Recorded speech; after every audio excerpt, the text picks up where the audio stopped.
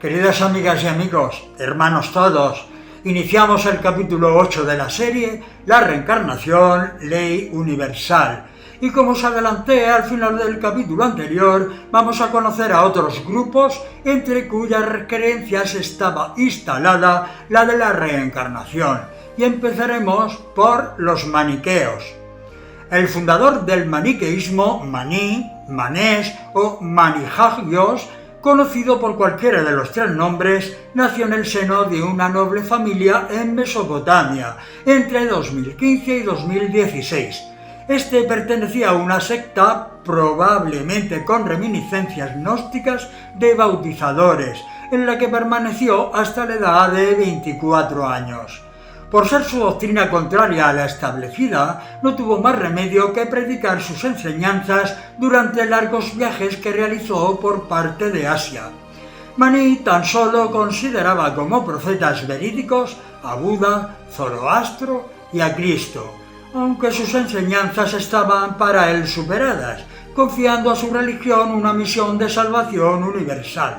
Cuando Maní decidió volver a Persia para difundir sus ideas, se vio coartado por otra que estaba fuertemente asentada, el zoroastrismo, y por tal motivo cayó pronto en desgracia, siendo condenado y encarcelado por hereje y muriendo hacia el año 276.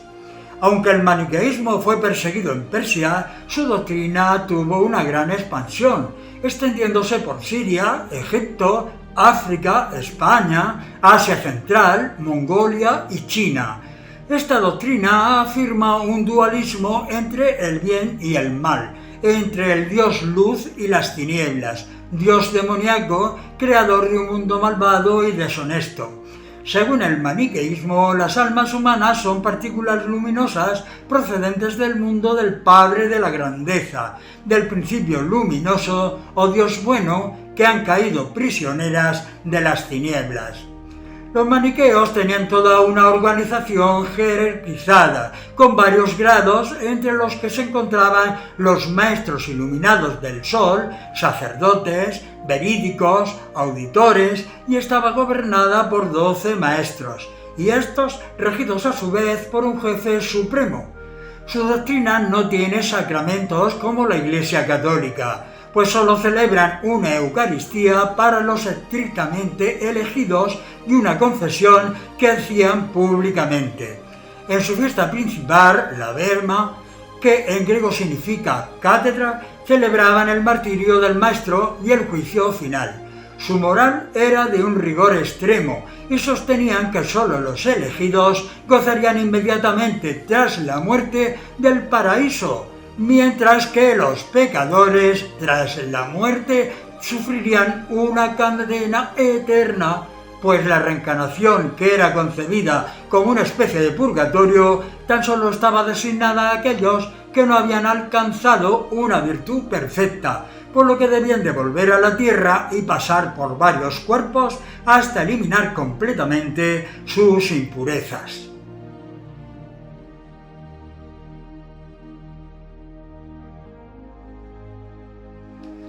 Los maniqueos se han conocido gracias a unas pocas obras descubiertas no hace mucho tiempo, ya que lo que se sabía de esta doctrina era tan solo por los escritos de sus detractores. San Agustín, como vimos anteriormente, antes de convertirse al cristianismo, practicaba su doctrina, y después les atacó directamente diciéndoles: «Vosotros no prometéis la resurrección, sino el retorno a un cuerpo mortal, a fin de que, naciendo de nuevo, se alcance la vida de los elegidos». Al reprocharle su creencia fuera de lo establecido por la Iglesia estatal, dejaba claro la creencia de estos en la reencarnación. Veamos ahora sobre los gnósticos. El gnosticismo es un término con el que se denomina a una serie de grupos y pensadores espirituales, entre los que destacan los sofitas, los caniitas y los nicolaitas, que surgieron en la época greco-romana durante los siglos II y III después de Cristo, donde todo en Alejandría.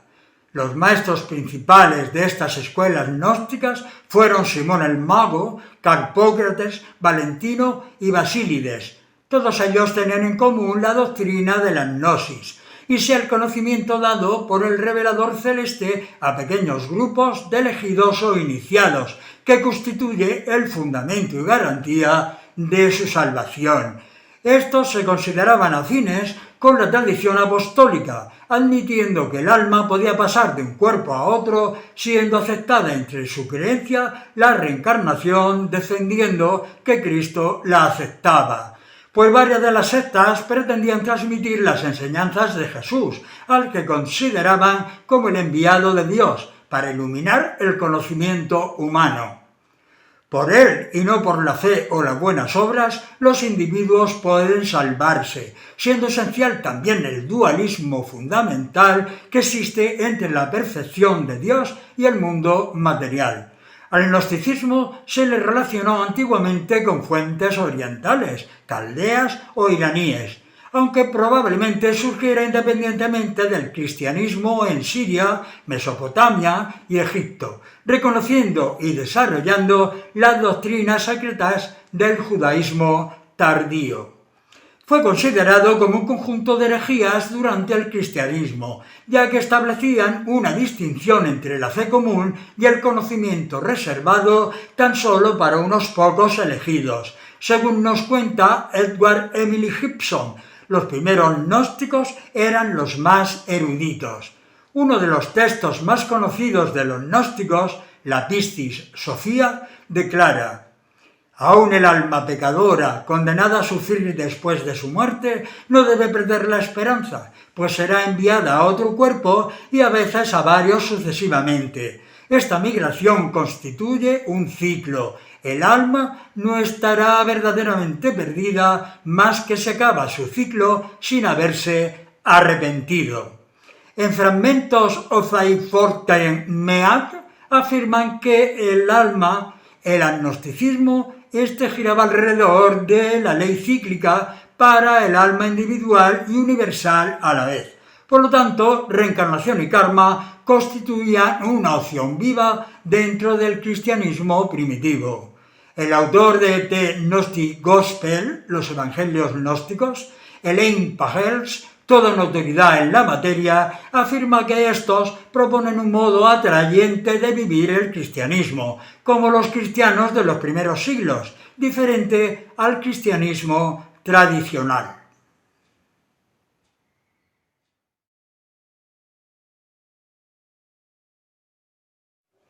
Este cristianismo tradicional, avalado por las lacras y asesinatos de una iglesia sin escrúpulos, que tuvo la soberbia y la osadía de creerse más que Dios, juzgando y ajusticiando en su nombre a todos aquellos que en su fe sostenían la creencia en la vida tras la muerte y la vuelta a la vida física para mejora y progreso de todos los espíritus.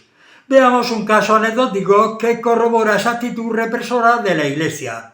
El Papa Inocencio III promulgó una cruzada contra los cátaros, de los que nos ocuparemos más adelante, ya que habían tomado tal auge que no se distinguían entre los que eran fieles a la Iglesia y los que no. Por tal motivo mandó asaltar la ciudad de Béziers, degollando a más de 20.000 habitantes.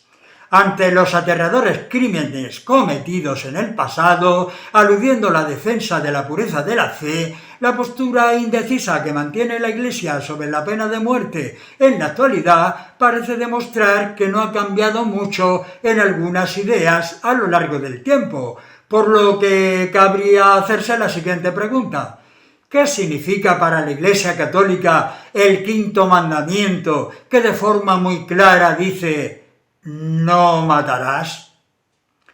Aunque miles de personas de gran bondad y entrega desinteresada forman parte de ella, la Iglesia Católica sigue demostrando estar dirigida por quienes están más interesados en el poder del César que en lo que puede ofrecerles Dios. Los planteamientos que se hacen en contra de la reencarnación pertenecen a personas con poco o ningún conocimiento sobre el mundo del espíritu, por lo tanto, con una visión bastante materialista de cuanto les rodea y les ofrece esta sociedad, estando muy apegadas a cuanto poseen en este mundo físico: familia, amistades, fortuna, trabajo, etc. Ya no solo temen a la muerte, de la que piensan que todo se pierde ante su llegada, sino que no conciben otra vida después de esta, en la que tengan que renunciar a todo cuanto poseen. No comprenden que la propia vida a la que se aferran les ha de demostrar con dolor tal lección que serán sin duda la que les abre el oscuro horizonte de su presente vida. ¿Qué importa que guste o no? Las leyes divinas fueron establecidas y son inmutables, fuera del capricho y gusto de cualquiera. A Dios no se le puede sobornar. Tan solo piensan así los que creen que la verdadera religión y de la Iglesia es un monopolio, propiedad tan solo de esa religión. Piensan que la exclusiva de la religión verdadera es suya y de nadie más. Por eso contribuyen con sus fortunas a pagarse aquellas ceremonias que como salvoconducto piensan que les abrirán las puertas del paraíso. Condicionados por las ideas imperantes en el mundo, la reencarnación se toma como una idea exótica y curiosa, pero nada seria, como para tenerla en una consideración profunda que permita a la persona descubrir su significado trascendente. Además, se ignoran las numerosas investigaciones que desde el propio campo científico están aportando indicios muy serios de su existencia, cuando no demostrándola científicamente.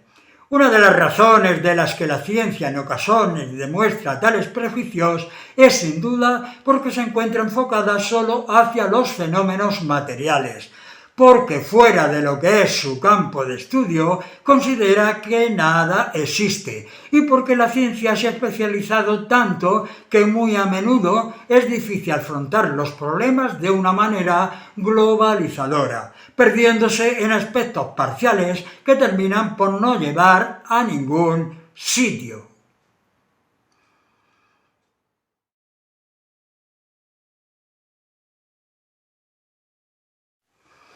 Del griego cátaros, puro, recibieron el nombre los miembros y seguidores de una secta herética que se extendió por distintas partes de Europa, al principio con el fin de conseguir adeptos para su causa.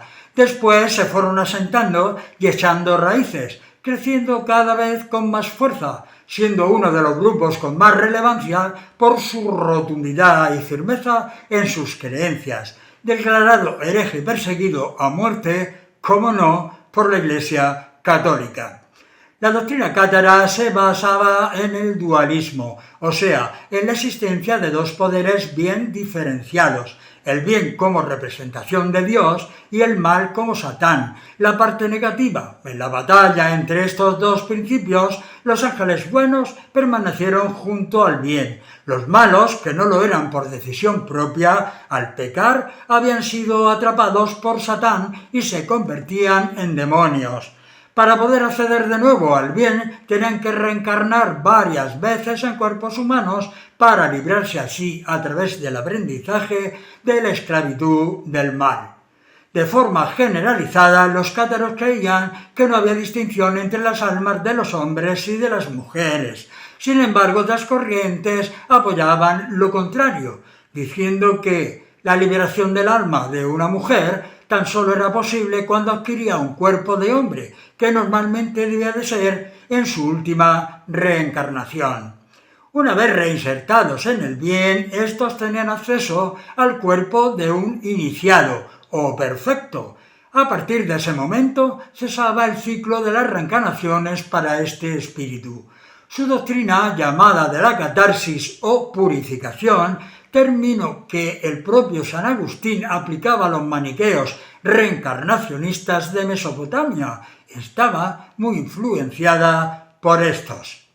Los cátaros se creían los verdaderos cristianos, rechazando en su creencia la encarnación de Jesucristo, la resurrección de la carne, los sacramentos, el culto a los santos y a las reliquias, no admitiendo jamás los milagros. Condenaban el matrimonio y la existencia de la jerarquía eclesiástica dentro de la Iglesia católica. Sustituían los sacramentos por una ceremonia llamada el consolamentum, una especie de bautismo espiritual que nada tenía que ver con el practicado con el agua como lo hacía el bautista, pues se efectuaba con la imposición de manos y siguiendo unos ritos que podían recordar a los efectuados en la Iglesia primitiva.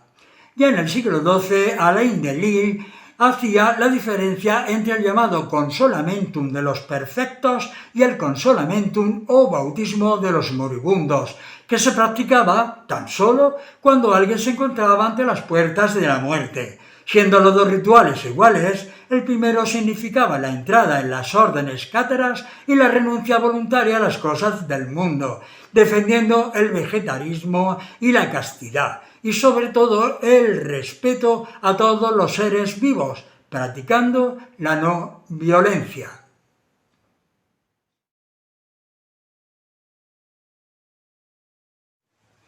A partir del siglo XI aparecieron por el mediodía de Francia, extendiéndose progresivamente hacia el centro de Europa. Los cátaros y otras sectas afiliadas al mismo movimiento se regían por el consejo de los ancianos y los buenos hombres, a los que llamaban perfectos, inspirados en las palabras de San Pablo: tomad por jueces a los perfectos, por su práctica de la caridad, pobreza y buenas costumbres. Lógicamente, por su comportamiento despertaron las simpatías del pueblo, incluso la de algunas grandes familias de Francia, y también, como no, la atención y el furor de la Iglesia católica. Durante la celebración del Concilio Orleans 1092 fueron procesados varios cátaros, que fueron condenados a morir en la hoguera. Pasados unos años, su persecución se intensificó tanto en Lieja como en Arras, donde fueron reprimidos cruelmente, habiendo nuevas ejecuciones en la hoguera. Lo que en un principio solo fueron unas prédicas en su contra por parte de los cistercienses, por encargo del Papa Alejandro III, destacando por sus embates en contra Santo Domingo de Guzmán. Estas pasaron a mayores con su sucesor, el Papa Inocencio III.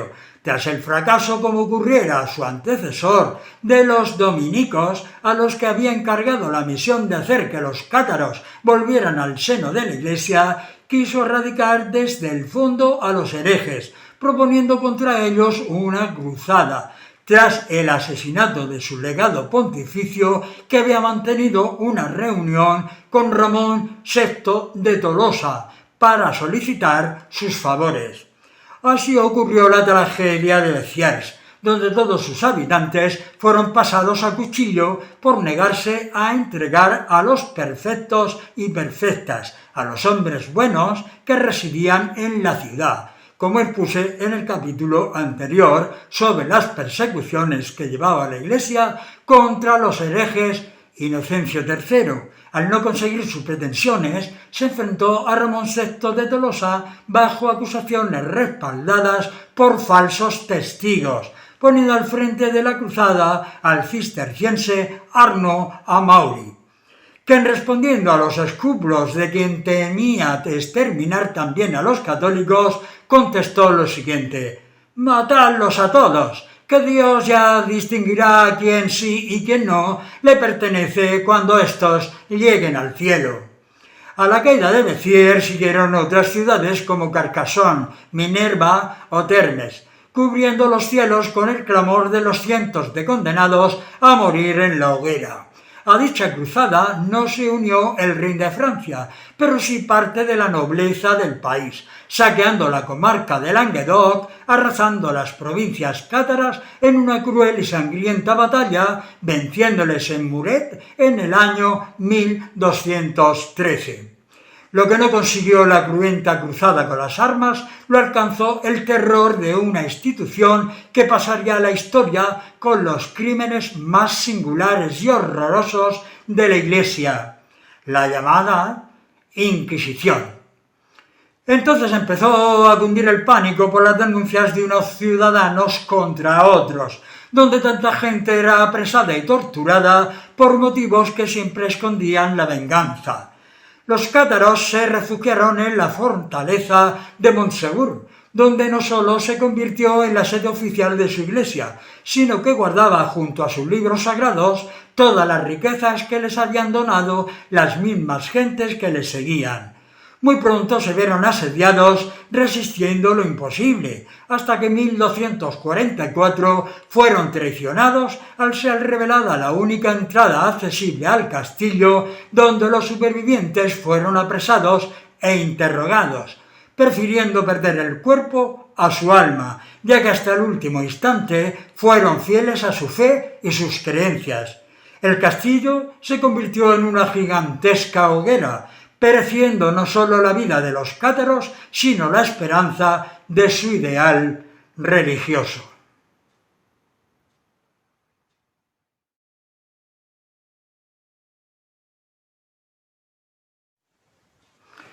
Otro de los grupos que más renombre alcanzaron durante los siglos XII y XIII fueron los albigenses.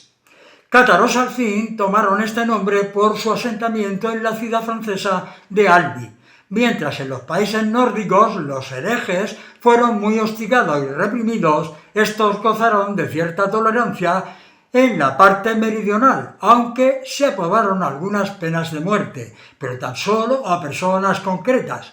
A medida que se iban extendiendo y por la situación geográfica o la región que ocupaban, fueron conocidos por distintos nombres. En el norte de Francia se le conocían como publicanos, en Dalmacia y en Italia del norte, pataninos, y en la región del Rin, Kézer, aunque también fueron conocidos por búlgaros, su origen en los bogomilos. Sus creencias eran las propias raíces cátaras, y como todos ellos luchaban por mantener su férrea moral. Todo cuanto tenía que ver con los bienes materiales era tomado por nocivo, ya que el auténtico albigense debía de subsistir con el trabajo que él mismo realizara. Rechazaban los honores, el poder y la guerra, castigando su cuerpo con brutales ayunos y mortificaciones. En la clase de moral tan dura y férrea, era sumamente difícil de cumplir por todos, por lo que se tomó la opción de dividirse en dos clases bien diferenciadas, los perfectos y los creyentes. Los primeros tenían unos claros ideales. En su alimentación no entraba la carne y los derivados de origen animal estaban totalmente prohibidos. Repudiaban el sexo, por eso no admitían el matrimonio, ya que según lo establecido retardaba el regreso de las almas al cielo. La muerte para ellos era considerada más que un bien, incluso estaba autorizado el suicidio, ya que en él se atrevían a quitarse la vida. Estos no incurrían en falta alguna y tan solo adelantaba el momento de poder subir al cielo.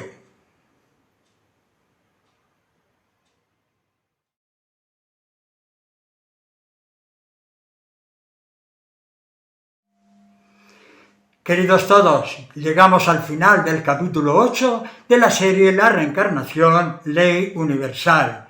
Como dijera en varias ocasiones, apenas el ser humano reflexione un poco, ha de darse cuenta de que está hermanado con todos los seres que pueblan el vasto universo, tanto con sus congéneres de esta humanidad, con otras humanidades de mundos inferiores, así como con los mundos que suceden a este planeta, tanto física como espiritualmente, y que todos, absolutamente todos, trabajan por buscar su evolución.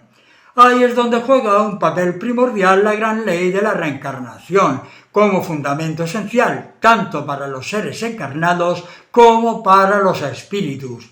Si no existiese esta ley, que es justa y sabia, los seres no podrían prosperar y no tendrían oportunidad de remediar sus propios males, acarreados por su comportamiento ignorante, egoísta y soberbio. La frase con la que cerramos el capítulo 8 de la serie La reencarnación, ley universal, pertenece al escritor, filósofo y poeta Ralph Waldo Emerson, la cual dice así: Es secreto del mundo que todas las cosas subsisten y no mueren, solo se retiran de la vida un corto espacio de tiempo y después retornan de nuevo.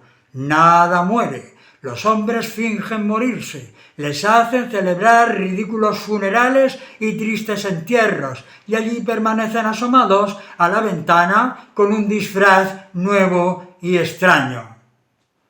Ya veis, hasta la próxima semana. Os deseo con un gran abrazo fraterno a todas y a todos paz, amor y progreso.